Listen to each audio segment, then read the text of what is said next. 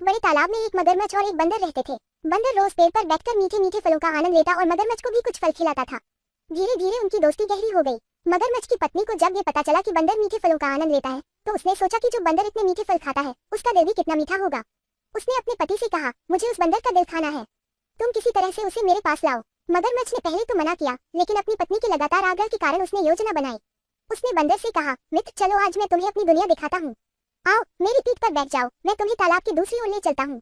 बंदर खुशी खुशी मगरमच्छ की पीठ पर बैठ गया। जैसे ही वे तालाब के बीच में पहुंचे, मगरमच्छ ने कहा, मित्र मेरी पत्नी तुम्हारा दिल खाना चाहती है, इसलिए मैं तुम्हें उसके पास ले जा रहा हूँ। बंदर चौंक गया, लेकिन उसने अपनी चतुराई का इस्तेमाल किया। उसने कहा, मित्र तुमने पहले क्यों नहीं बताया, मेरा दिल तो पेड़ पर ही रह गया है। चलो वापस चलते हैं और मैं दिल लेकर आता हूँ। मगरमच्छ उसकी बातों में आ गया और उसे वापस पेड़ के पास ले आया।